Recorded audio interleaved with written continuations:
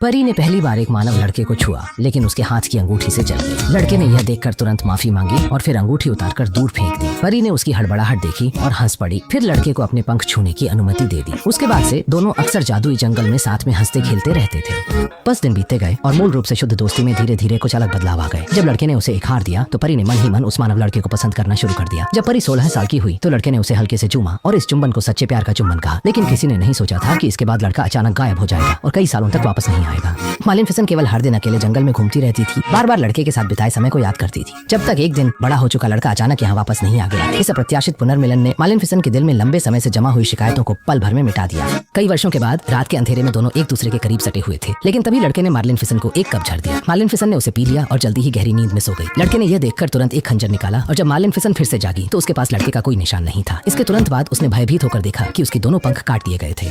समझ में आने पर कि क्या हुआ, मालिनफिसेंट वहीं पर फूट फूट कर रोने लगी। इस पल में उसके दिल को विश्वासघात की तलवार ने गहराई से चीर दिया और उसके रोने की आवाज पूरे जादुई जंगल में गूंज उठी। अभी तक न गए आदमी ने उसकी रोने की आवाज सुनी, लेकिन बेवफा आदमी ने पीछे मुड़कर नहीं देखा और तेजी से भाग गया। वो सीधे महल में पहुंचा और उन पंखों को राजा के बिस्तर पर जोर से पटक दिया।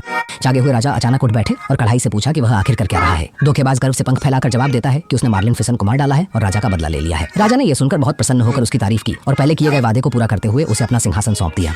दूसरी तरफ गंभीर रूप से घायल मालिनफिसेंट इतनी कमजोर थी कि खड़ी भी नहीं हो पा रही थी। उसने खुद को संभालते हुए जमीन से एक सूखी टहनी उठाई और हल्का सा जादू किया, जिससे टहनी एक छड़ी में बदल गई। तब जाकर वह मुश्किल से एक एक कदम आगे बढ़ने लगी। उस समय वह बिल्कुल नहीं समझ पा रही थी कि वह लड़का उसके साथ ऐसा क्यों कर रहा है और वह खुद को पूरे दिन बंद रखती थी, अंतहीन दर्द में डूबी रहती थी, जिससे वह बाहर नहीं निकल पा रही थी। जब तक एक दिन उसने अचानक देखा कि एक शिकारी ने एक कौवे को पकड़ लिया।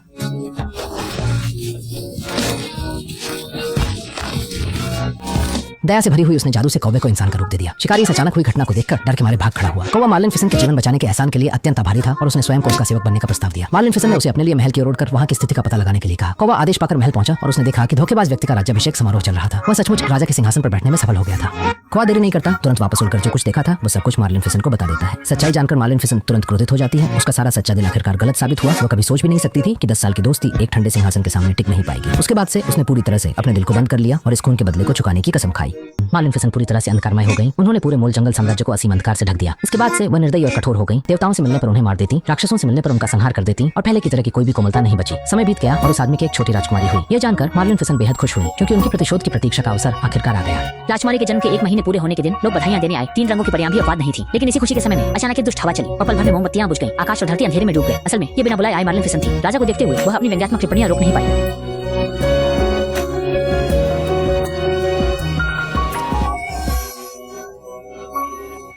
इसके बाद वो छोटी राजकुमारी को एक उपहार देने वाली थी। राजा रोकना चाहता था, लेकिन उसके प्रभाव के कारण वो कुछ कह नहीं सका। परियों ने रोकने की कोशिश की, लेकिन उसे सीधे डिब्बे में डाल दिया गया।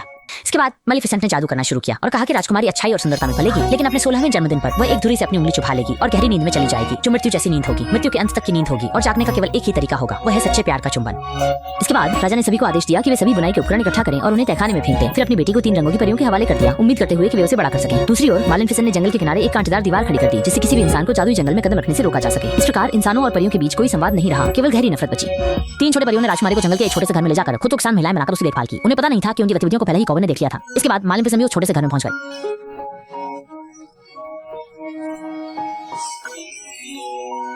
लेकिन अजीब बात यह थी कि बच्चा न केवल रोया नहीं, बल्कि और भी खुश होकर हंसने लगा।